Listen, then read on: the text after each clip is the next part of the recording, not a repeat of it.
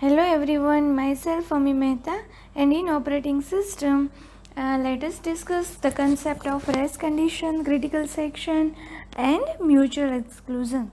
So first we discuss what is rest condition in operating system.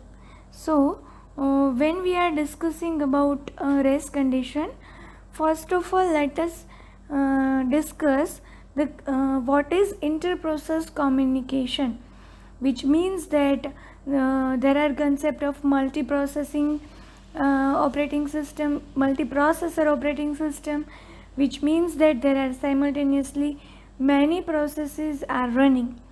Now two processes are communicating with each other, or they are sharing the common thing.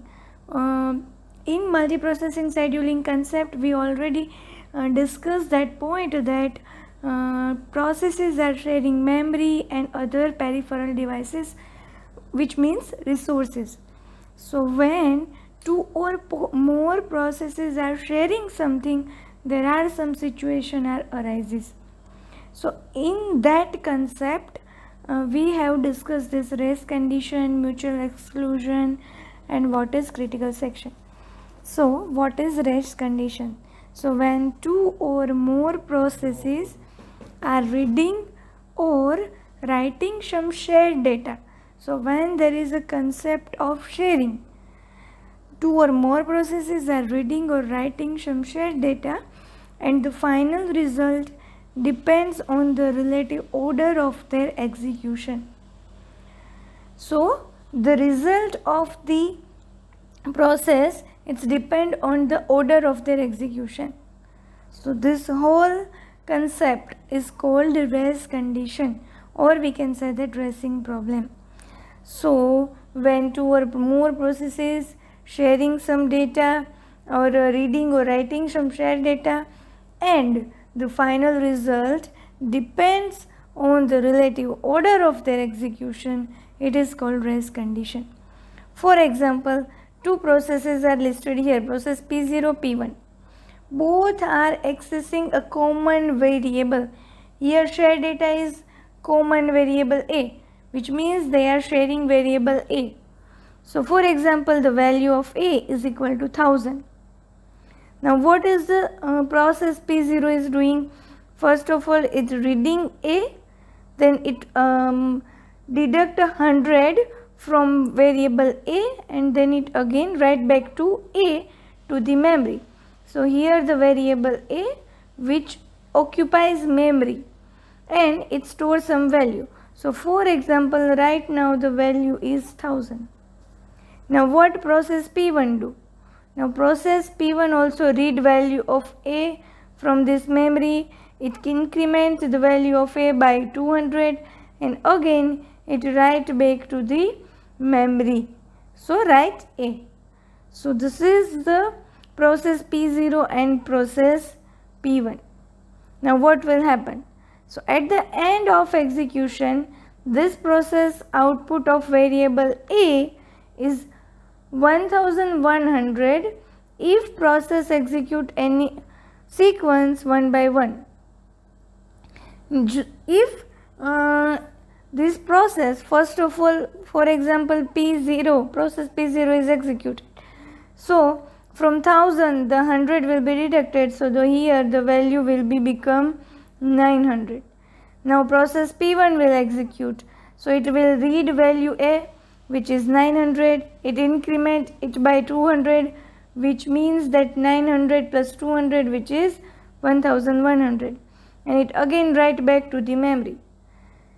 Now this is the scenario when first process P0 is executing. Now second scenario, first process P1 will be executed. So it read value of A, which is 1000, it increment the value of A by 200, so it is 1200, and now it deduct a value from A 100, so which is 1100. So basically either process P0 is executing, whole process P0 executing first, the final answer will be 1100. If process P1 is executed first, and then process P0 will be executed, the answer will be again same 1100. But what if P0 and P1 are permitted to execute in any arbitrary fashion, then any of the following could occur. What will happen? Now, the process is not continuously executed. First possibility 1. First process P0 read value of A, which is 1000. Now, process P1 read value of A. Again, this value is, here it is 1000. Okay, because this is the memory and it store value of A. So this both read operation will be read value from here. So it will be 1000. Now what will happen in process P0? It will deduct value of A, which is A minus 100 and 900, and it will write it here 900. Now here the process P1 read A, which is 1000, not 900. So the here increment is 1000 plus 200. So the answer of A is 1200, and it will update, it overwrite the value, and it write 1200 to this memory location. So it overwrite the value. So execution order is P0 reads A, P1 reads A, P0 updates A, P0 writes A. Then after P1 updates A and P1 writes A. This is the execution order. Now end of process execution, the value of A in memory is 1200, which is actually wrong, because we know the answer must be 1100. Okay, so this is the concept of when two processes are sharing one common thing. Either it is the memory, either it is which means that variable or any resources. Now let us look at the second possibility. So in second possibility, here again the value is 1000. So it will read value of A, which is 1000. Again process P1 read value A, which is 1000. Now it will update value plus 200 and write it back here, which is 1000, which is 1200. Now again A detect 100, but it is from 1000, not from 1200. So it will be 900. It again write it here, and the final value of A will be 900, and which is again wrong. So the two processes are reading writing common variable A. The final value of A depends on the relation execution order of process P0 and P1. So such situation is called rest condition or resting problem. Okay, so this is the example of rest condition. Now, what is the concept of mutual exclusion and critical section? Now, let us understand first what is critical section. So, a particular code segment of a process where the shared resources exist is referred as critical section or critical region. For example, this is the whole code of the process. But in this particular part, there is a sharing of resources. So this part is referred as critical section or critical region. It is a part of program or code segment of a process where a process may be changing common variables, updating a table, writing a file, or etc. Okay, or accessing some physical devices. So for example, a printer is used by some process. Before this process release printer, some other process comes and it also wants to use printer. But it should not be allowed to use printer because it is in already use. Now what is the solution for this critical section problem. So here process execution divided into 4 sections. So first, process A enters critical region, A leaves critical region. Now at the time slot of T2, B attempts to enter critical region, but for this amount of time process B cannot use printer. So at that point of time B blocked. Now at the time T3, A leaves critical region, means A has completed their task in printer. So it leaves critical region.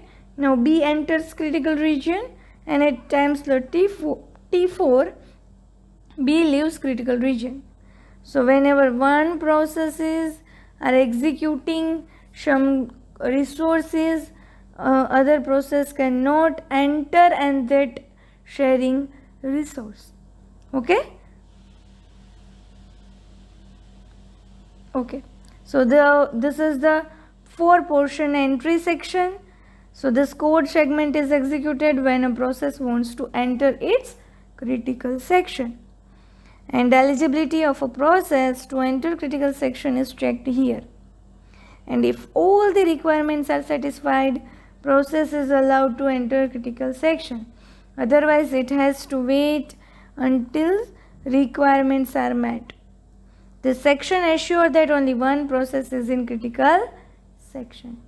The second portion is critical section, the code segment where actually the process accesses the shared resources. So at this time only one process is in critical section. So when process is executing critical section, it is enjoying to use shared resources, means not any other processes can execute it. The third part is exit section. So this code segment is executed when process exits its critical section, and in this section a process performs certain operation that indicating its exit from the critical section. So one of the waiting process can enter to its critical region. And then the last portion, which is reminder section. So this is the remaining part of the process code. So in this section what will happen, that process perform tasks which are independent from other processes, means they doesn't include use of any shared resources. Now what is the definition of mutual exclusion or the concept of mutual exclusion? So the mutual exclusion is the way of making sure that if one process is executing critical section, other processes will be excluded from executing critical section. So the concept of when one process is executing particular critical section, other processes will be excluded from that executing critical section. So this is called the mutual exclusion. Now it is the responsibility of operating system to assure that no more than one process is in its critical section simultaneously. Okay, so this is the concept of race condition, critical section and mutual exclusion when more than two processes sharing some common resources. Okay, thank you.